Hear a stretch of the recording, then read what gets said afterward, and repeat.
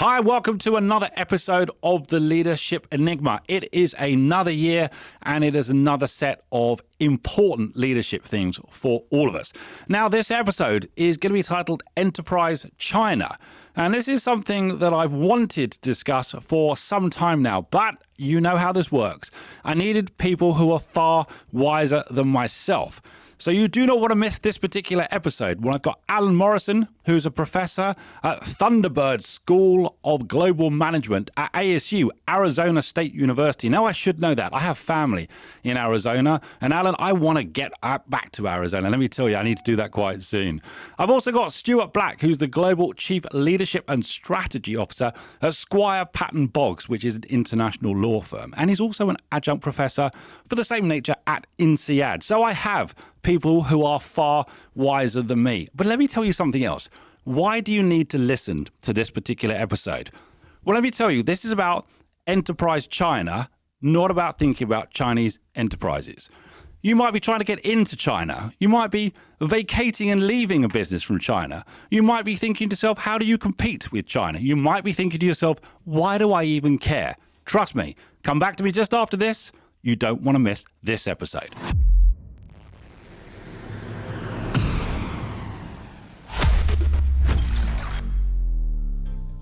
You're listening to The Leadership Enigma, powered by Transform Performance International, a podcast for the insatiably curious to explore the power of human-centered leadership to create real momentum for positive and sustainable change. Whether you're an entrepreneur, business owner, or corporate executive, each week we speak to global experts, academics, rising stars, ambitious upstarts, and disruptors as we discover that success leaves clues. Now, here's your host, Adam Pacifico.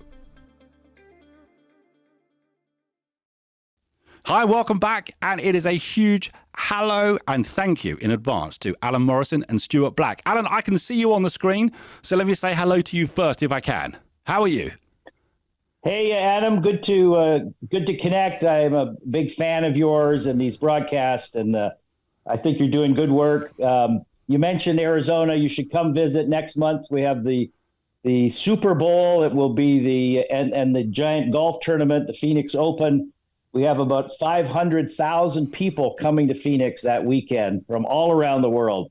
I'm sure we'll find a place for you. Well, let me tell you, that's the best invite I've had for some time, or certainly this side of the Christmas break.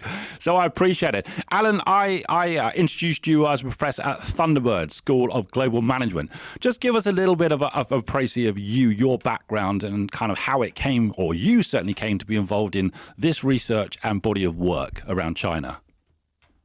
Yeah. So again, thank you. It's this topic of China and managing in and around and with and competing in and around and with China has been a topic that's been near and dear to me for my entire career. Yeah. I grew up as a dual citizen. I actually grew up in Canada.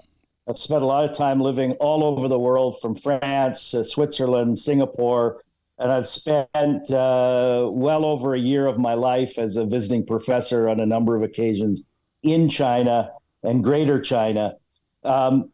My first interest in China as a professor, a young professor of global management in the late 1980s, was visiting China during Tiananmen Square. It was a project that began before there were any kind of public uprising taking place in the city or in the country. Yeah. And so I happened to coincidentally arrive there just as the demonstrations were picking up speed, and my work took me to Tiananmen Square or just beside it for my meetings. And so got caught up in that, got to better understand at least somewhat the Chinese mentality, their ambitions, their fears, their hopes, their worries. And so that for me began a lifelong interest in better understanding how we in the West can compete and ultimately win vis-a-vis the Chinese. And that's why I was really excited to talk to two of you, just in relation to the experience that you had was over decades in relation to China. This wasn't just a very new focus. Stuart, I'm mindful you're with us as well. So Stuart Black, it's a huge welcome to you. Thank you as well for joining us. Just give everyone a little bit of a background for you. You're currently with Squire Patton Boggs, a firm I know very well, actually, but also an adjunct professor. So tell us a little bit about you and also how did you and Alan get together for this particular project?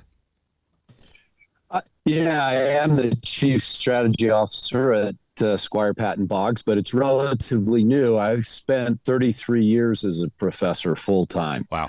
So this is a sort of change of pace, as it were. Oddly, when Alan was in Beijing, and we didn't know each other at the time, I was in Shenzhen during Tiananmen Square. And then in Hong Kong, and saw literally 1 million people protesting on Nathan Road. So that was my introduction to China. That was my first trip.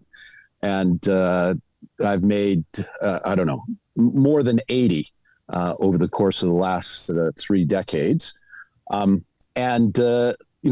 Alan, that first introduction was significant enough that I always was, curious, not just in terms of how China developed, but the commercial model that it adopted, because it was quite different than really any place else on the planet. So that was the beginning. And then Alan and I actually really met at an academic conference in Japan, where I had spent many years. And like Alan, I've also spent a lot of time outside of the U.S. in Switzerland, Singapore, Hong Kong, etc.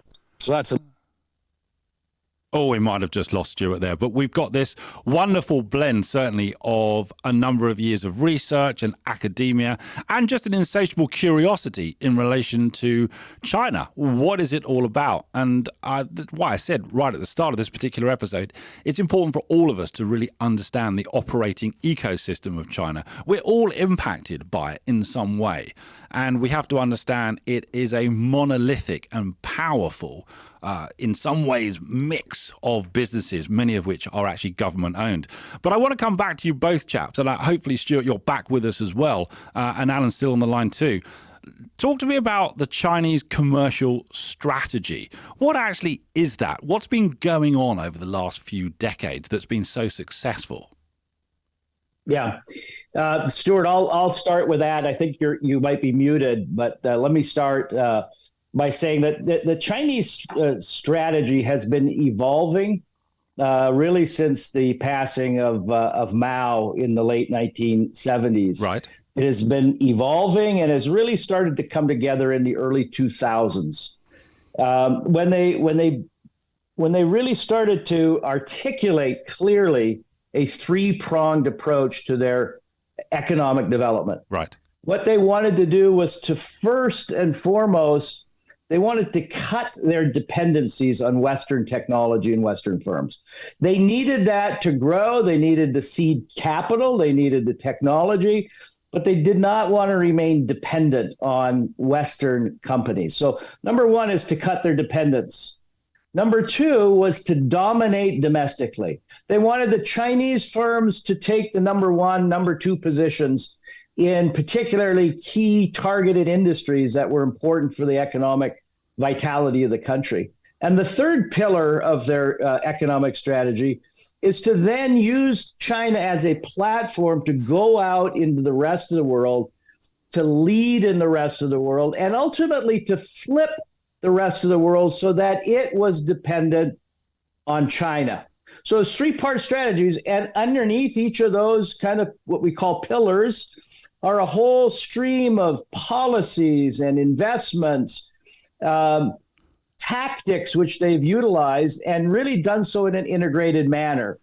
So if you look at what China's been doing in terms of legislation, investments, it's all around these 3 strategic pillars. Now, gents, I mean, if anyone underestimates China, then that's very much at their peril, I would, in relation to just understanding the competition element of it. Now, I'm fascinated by this aspect of they wanted to end reliance on the West, but actually make the West highly dependent on them. Right. Was this an element of strategic brilliance? Was this something that was decided on decades ago to do that? Yeah, I mean, I wouldn't necessarily tie it to strategic brilliance. I would tie it to history and culture. Right. And there's certainly an element of intelligent thought here, but you go back to China in the 19th century, the century they call the century of humiliation, where they've transitioned from being the middle kingdom, the center of the world in their mind, the biggest economy in the world for 9 centuries, right? The kind of epicenter of technology and philosophical thought. And then they're subjugated to the West. And they never wanted to go back to that. They have always kind of culturally felt that they should be the center of the world, the middle kingdom, and they should go back to their historically proper place. So a lot of this kind of mentality, there's certainly a lot of intelligent thought behind it, certainly behind their strategy, but there's this cultural, historical dimension to it that we in the West often forget. I've heard the term. It may have been in the call that you and I candidly had, gents, a few weeks ago, that the West sleptwalked in some way into its reliance with China. But what was the big pull? If that's the case, what was pulling the West towards China? Was it low cost? Was it better technology? Was it just sheer volume? I don't know. What were those things that were drawing us all to China? Stewart, do you want to weigh in on that? Yeah, I mean, look, China's the world's factory. Yep. 30% of value-added manufacturing happens in China. Number 2 is the U.S. at 16%. Wow. So they are head and shoulders above everybody else. So what drew the world to China? No big surprise, obviously cheap and abundant labor. And just to give you some figures, every country goes through a process of moving labor from underproductive rural farming activities to more productive urban factory operations. But the scale of China's movement just is stunning. So 200 million people, right, went from rural China to urban China. And with that, it's not just that they were abundant and they were cheap, but there's a huge increase in productivity. But then they added, I'll say, brilliance to that in recognizing, hey, it's not just a bunch of people assembling small things. If we can make it so that different components can move around within the country, not just things come in and get assembled, then we'll be able to build an ecosystem around manufacturing. And they invested more in infrastructure, roads, bridges, et cetera, than the US and Europe combined over the last 2 decades. So that was not an accident. That was deliberate to make sure that this ecosystem of companies and suppliers and sub-suppliers could move goods and components within China efficiently enough that the West would have no choice but to sleepwalk into that 30% number. And as I said, with the number 2 being U.S., head and shoulders sort of behind. Adam, let me just add to that, because of course we've been focused on the economics, but in life, these decisions come down to economics and also politics. And the political dimension of this should not be underestimated. And that political dimension is that we in the West have been taught, and our experience, often at a very personal basis, is that when you educate people, give them money, good jobs, they will move from autocracy to embracing kind of democracy, democratic norms. And so we believe that as we pump technology and resources, absolutely, we're self-interested, as Stewart said, to access all of that cheap labor, the cheap parts, but we also believe that we would be able to transform China so that it would be a friendly member, a partner with us in the West. And that is based on our experience, our ambitions, our values. But that second part of the equation has been a miscalculation. And chaps, yeah. No, go on. I'm intrigued by that. Was that misplaced arrogance or naivety or a little bit of both? Oh, a little bit of both. Hope as well. But we see that replicated, that whole thing. You see that happening, with the invasion of Iraq. So we'll go to Iraq, we'll impose our systems, they'll love us, we'll provide stability and they'll embrace democracy. We see that in not only in the United States perspective, we see that in the history of the UK with imperialism, this belief that we will bring the values, communicate them, they'll embrace them, we'll all be happy together. It works sometimes when there's the institutional support, but it doesn't work certainly in actually most cases, and it certainly hasn't worked in the case of China. It's taken us literally 2 decades to kind of finally come to terms with this. You know what, chaps? I think of a heavyweight boxing match, and forgive the analogy, and I'm thinking about China as a heavyweight prize fighter in some ways. We're talking about, aren't we, competing with a multi-trillion-dollar monolith. But gents, just help the listeners understand this, because this was something that you helped me understand, was that the government owns a percentage of Chinese businesses. Is that right? So there's an integrated commercial strategy. Just help the listeners understand that and the power behind that. Stewart, take that one. So, look, industrial policy has been around for a long time. Yep. Canada, France, Japan in the 80s was famous. So it's important to put that first in context, where there's a tight link between the government and business, and the government says, won't you please do this, or creates incentives or regulations, but they're really quite dependent on industries going, yes, we will. Okay. In China's case, they own a third of the economy, meaning they appoint the executives and officers and they can remove them. They don't have to say, please. They simply say, you will do this. Right. And they say, yes, we will. And that's a third of the economy that they own and directly control. That's never been the case anywhere around the world, and certainly not sustained for this long.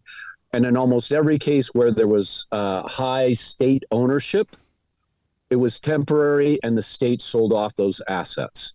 Okay, so that's the first and most important thing to appreciate. Yeah. But it goes beyond just ownership and therefore direct control, because China has demonstrated, the government, that they are willing to inflict serious pain on private firms if they decide not to toe the line. So the easiest and probably largest example of that is Ant Financial. Right. I know of Ant Financial, yep.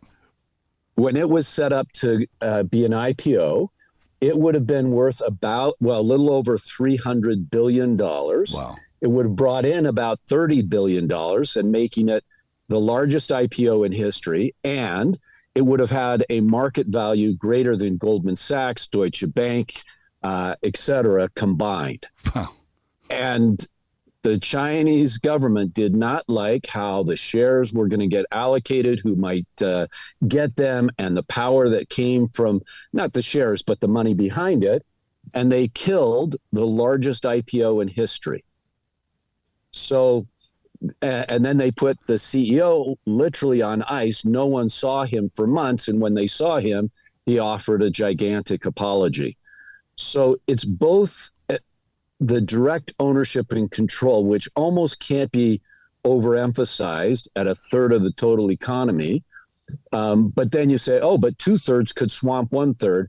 Well, except for the Chinese government extracts significant control through influence over those large private entities. So, gents, let me add just one data point, Adam, that the listeners may not know. If you're a Chinese company with 50 or more employees, right, 50 or more, so technically a medium-sized company, but a very small medium-sized company, you're by law required to have an office of the CCP in your company. There is a secretary representing the CCP in your company, and you will pay the salary for that person. Wow. So it's not that their influence is, kind of another city away or, 600 kilometers away in some provincial capital. They have someone there in your plant, in your office. And so the influence is palpable, but it also goes beyond the state influencing Chinese companies to Western companies doing business in China, either being forced or just by their self-interest partnering with this Chinese monolith. So in some ways, we're not comparing apples and apples, are we, in relation to how some organizations are operating at the moment and how Chinese organizations are operating, as you've just described, with that integrated commercial strategy. So let me ask, and forgive that it's not meant to be a daft question, but it's almost, if I'm thinking of senior executives in global multinationals, those that are sitting on boards right now, why should this be at the forefront of their mind? I'm sure it is, but just really give me some laser-like focus, gents, in relation to, it's now the beginning of 2023. Why should senior executives and board members of global multinationals, to start with, really be mindful of this, if not already, and I'm sure they are? Yeah, I'll start. Thank you. And I'll use Dell as an example because they just announced that they're going to significantly reduce their dependence on China. Right. Why?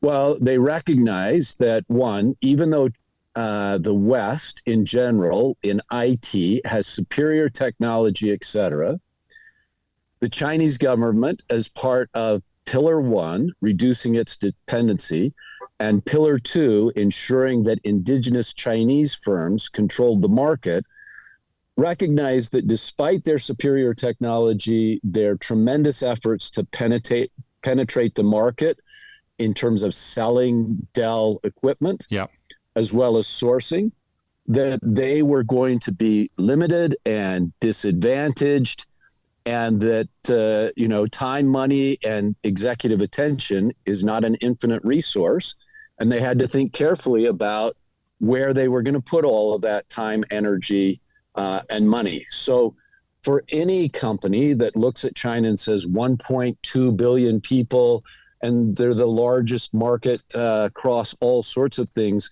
it's just waiting for us and our superior technology and value proposition to go in and sweep all this money up.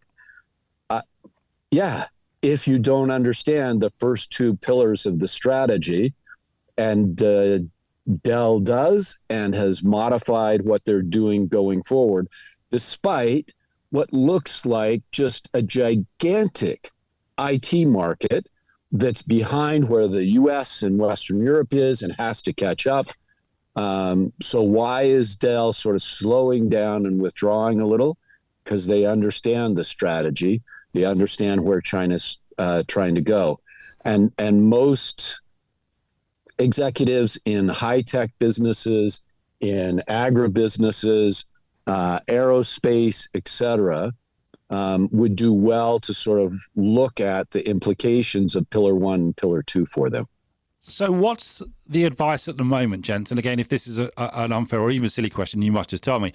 What really is the direction of travel or advice then for the C-suite and the boards of those large companies who are already operating or still need to operate within that particular market? What's kind of their first port of call? Is it understanding what you just highlighted?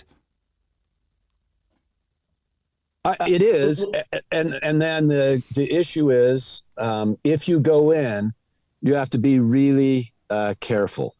So the high-speed rail industry is probably the easiest example of where you can go in with superior technology, right, and therefore have compelling opportunities. I mean, Japanese high-speed rail technology was among the best in the world. So if you want high-speed trains in China, you have to go outside to get it. But the intent was to not remain dependent.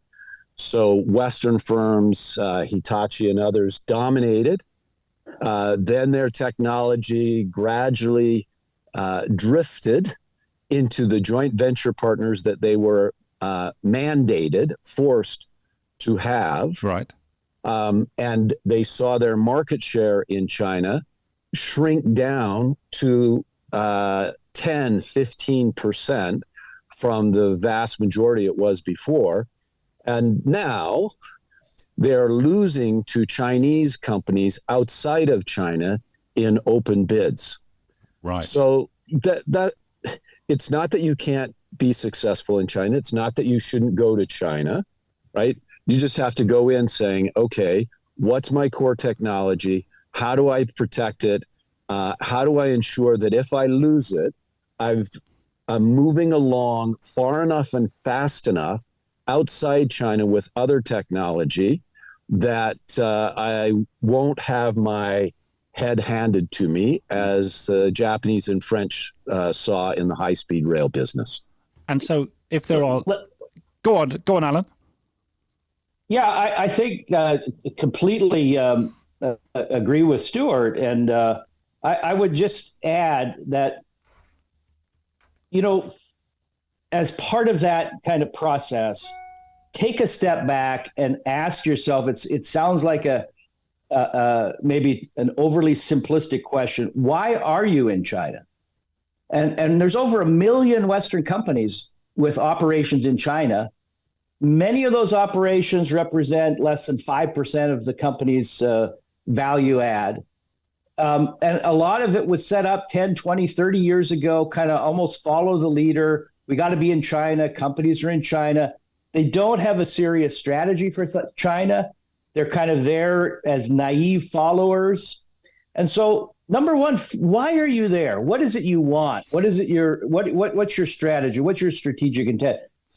In our book, we delineate. We look at different reasons why companies are there by either focusing on the upstream, the supply side, right, or the downstream, the market. It's as Stewart mentioned, it's in many industries the biggest in the world. And the implications for Western firms are very different, depending on if you're there primarily to access the factory of the world or you're there primarily for the market of China.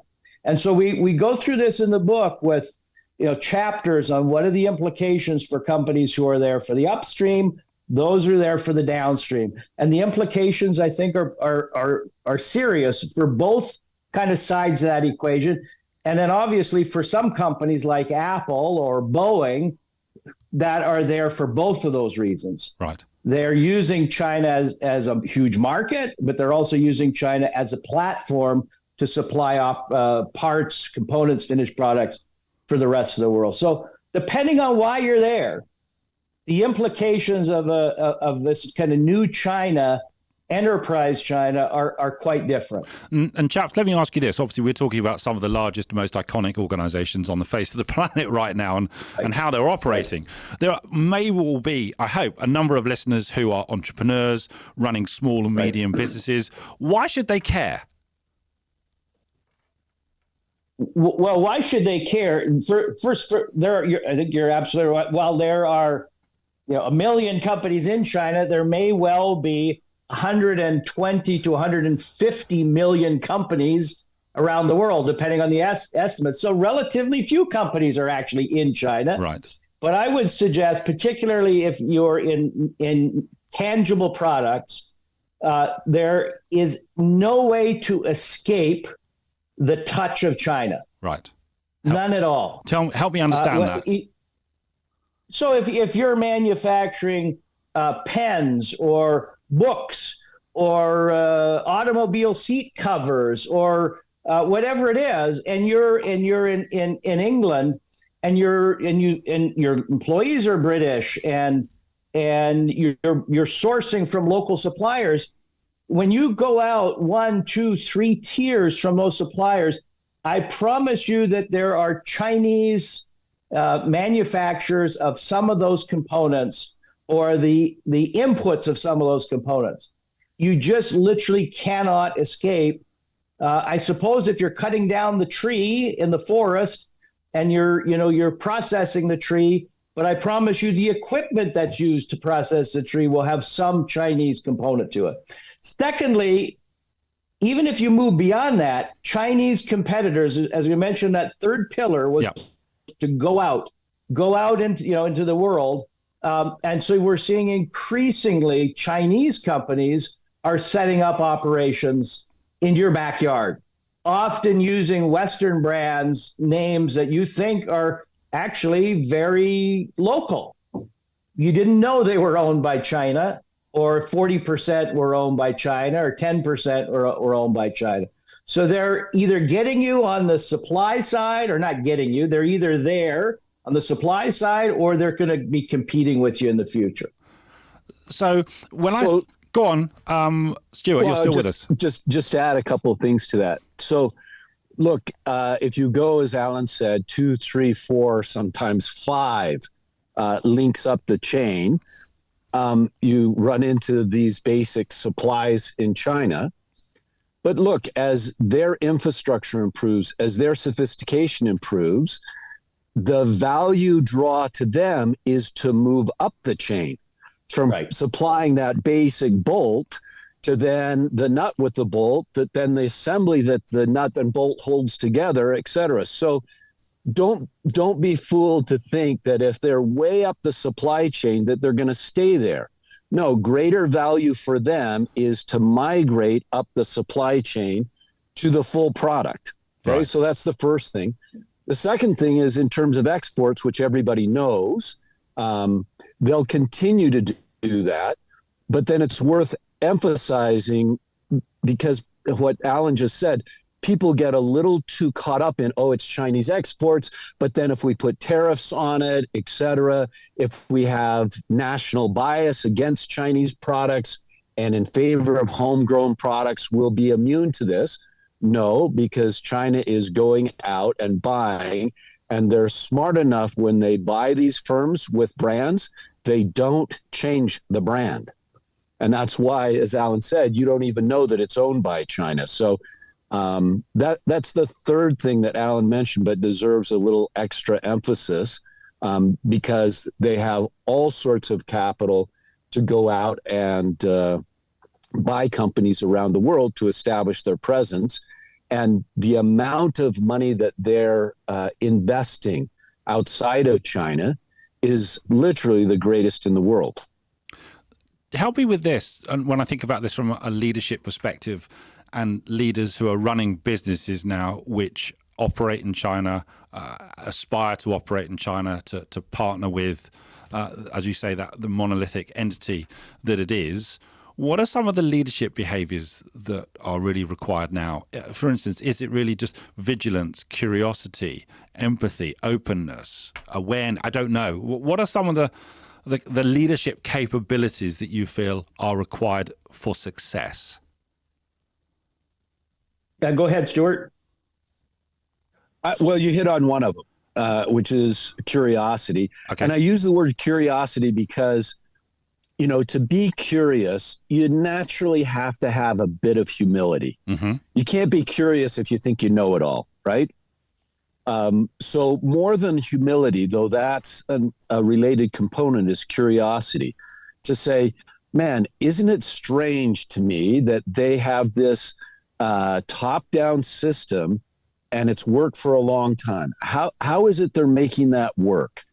How do they have some of the highest debt levels of any commercial, if you will, system on the planet, and yet it's working and they haven't gone bankrupt, and their debt levels are twice what they were in Greece, et cetera. Right. So if you have curiosity, you start asking these questions rather than just assume because our system works wherever R is from, that it will continue to work and that China poses no threat. So for me, when I look at executives who have been successful in dealing with China, including being there and being successful, curiosity would be in the top 3 characteristics that I observe. Gotcha. Alan? Yeah, Alan, over to you. Yeah, I would say as you look at managing these subsidiaries in China, curiosity. In fact, Stewart and I wrote a whole book on this topic, on leadership, global leadership challenges, and curiosity is really a centerpiece of our approach. But I would just step back and look at it even at a more structural level. In the early days, going back to the mid '80s when investment really started to pick up, Western companies tended to send a lot of expatriates in. And we would have, 10 people who kind of raised their hands or got picked off a line and sent over there as the manager of these companies. Some loved China, some didn't. Very few of them spoke Chinese or any of the dialects, and they might have picked it up after 3 or 4 years, but not particularly well. They were never accepted as insiders in China. If you are in China for China, meaning your company is setting up with a emphasis on actually winning in China, you cannot do that on the backs of expatriates. Right.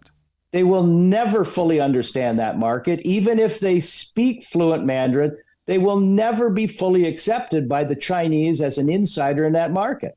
They're always going to be outside the circle.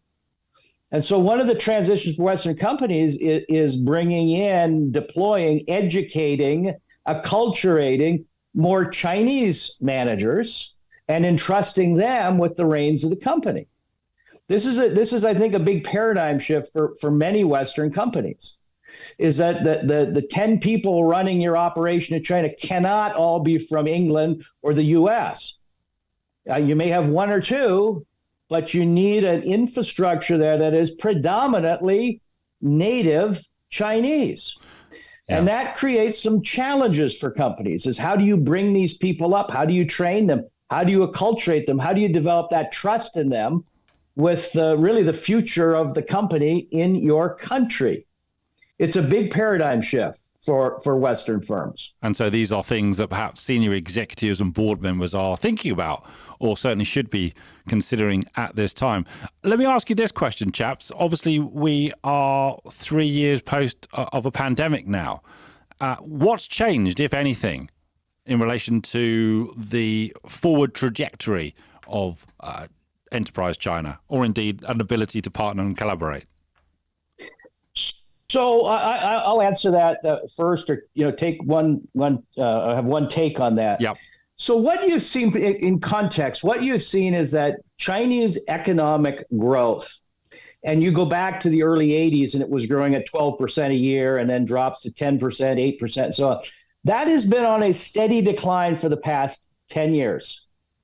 So it's gone down to, just before the pandemic hit, about a little over 5.5%.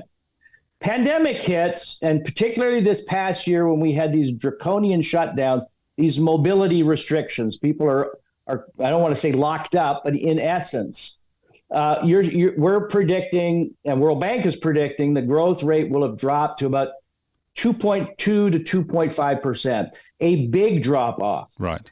We think it's going to pop back up this year as factories reopen, go to full capacity. But in the longer run, that negative trajectory, or the slowing of growth of the economy, will continue downwards. So we're going to see a short-term aberration. One of the takeaways from COVID is that, and we've seen this with the state's involvement with other crises, the state is not good. No state is good, and Chinese have demonstrated they're no exception at managing crises. They tend to overshoot or undershoot or get the timing wrong and the magnitude wrong. They certainly did that in the case of COVID. And so we're seeing that in the housing crisis, real estate. There's overshooting, too much control, too little control. That inability to defer to market mechanisms, or unwillingness to defer to market mechanisms, we think will lead ultimately to the kind of strangling of that economy, that the growth rates will continue to drop. And this will become actually the worst, the worst enemy of the state, is this inability to balance the economy with the economic demands with the political demands. They're slowly choking off the free enterprise element, which was so important back in the 80s and 90s to kind of kickstart the economy. Now, I'm very mindful that we've only touched upon just a few of the things that are featured in the book. And in a moment, I'm going to ask, how do people get hold of the book? But my question is, chaps, you've been working in and around China, researching since the 80s. And why now for the book? What prompted you to heads together and do an awful lot of research? I know you were pulling all that research together for a number of years. Why now? Stewart? Two things. Yep. One is Xi Jinping. He is president for life now, the first one who personally was able to achieve that.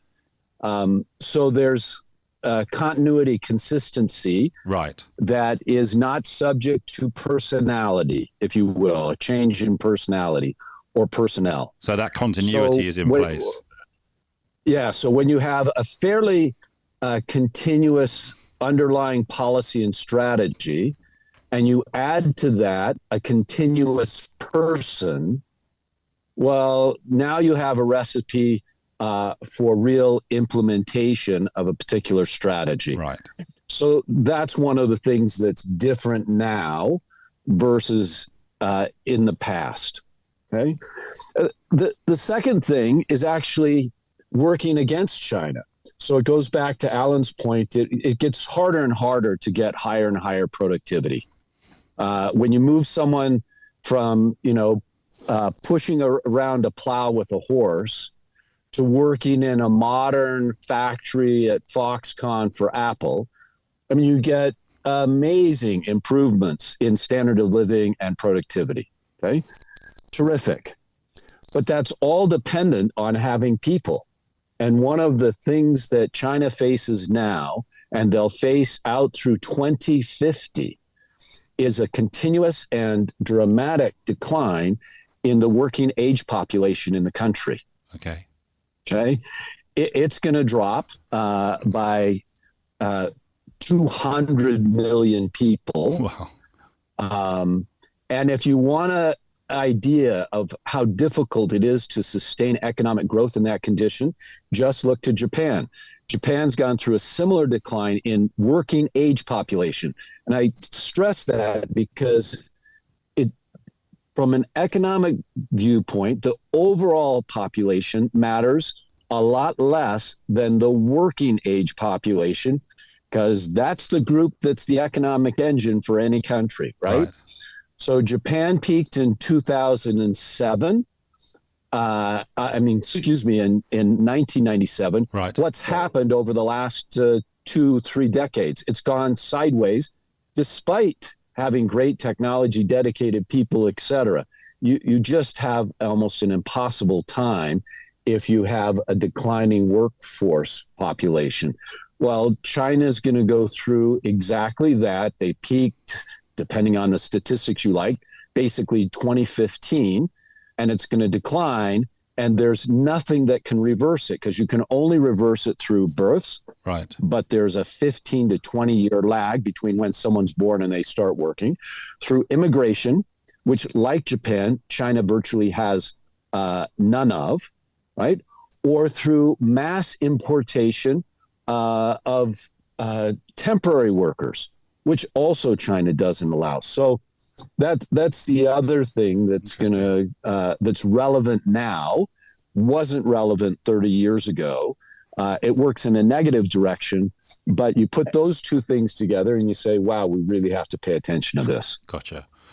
So, chaps, Enterprise China, the book that you have both authored, how do people get hold of it? It might be a silly question, but how, and is its release, do the dates vary in relation to which country? You tell us.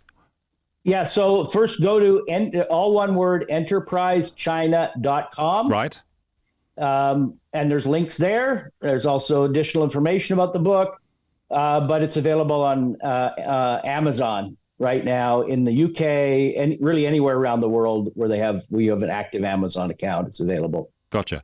And this is a subject where, as I say, it's always great to have people like yourself coming onto the show.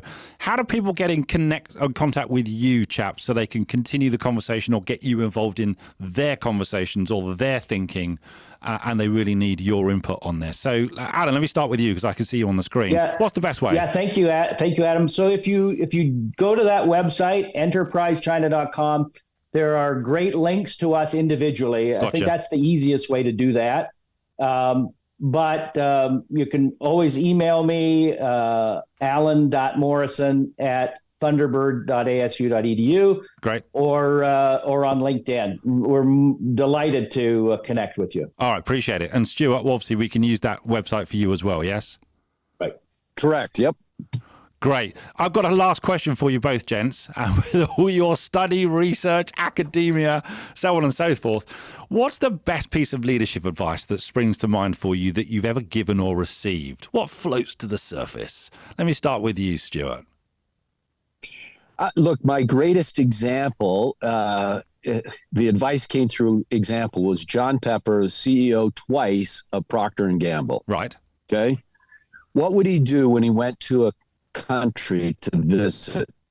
The first thing he would do is go to 5 families and see how they used not just P&G products, but the type of things that P&G made. Right. How did they actually use it? He didn't go to that office. He didn't ask his marketing team. He went and observed himself. That, for me, has always been one of the greatest examples I've seen. Well, that's a great, almost the ethnographer in him in order to really sense make and understand what's going on. Alan, over to you. What would you say? Stewart mentioned humility, but I would kind of operationalize that in saying don't ever make a significant decision in a vacuum. Always, if you're a leader, ask for the unvarnished input of members of your team. When you do that, 100% of the time, your decision will change maybe a little bit, but it will always be improved. Good advice from both of you, so much appreciated. Listen, gents, it's fascinating stuff. As I say, I've only scratched just the mere surface, but I'm grateful to both of you for taking the time, coming onto the Leadership Enigma, sharing that. Everyone, you know where you can now get the book, Enterprise China. It's something we need to be aware of, to be wise of, so we can be leaders who are good, human-centered leaders, but also have, I hope, healthy, thriving, sustainable businesses as well, strategically and tactically on all of those things. Gents, it's been a pleasure. Thank you very much indeed, Alan and Stewart. Safe journeys. Thanks. Thank you. Appreciate it. Take care, gents. Join us again next week for more tips and strategies on the Leadership Enigma. We'd love to hear your comments on today's show, as well as suggestions for future topics and guests. Get in touch with your host on LinkedIn or visit the dedicated website, www.leadersenigma.com, powered by Transform Performance International, where you can access our exclusive learning, including books, videos, bonus content, assessments, and more. Please don't forget to rate, review, and subscribe on all your major podcast platforms. Thanks for listening.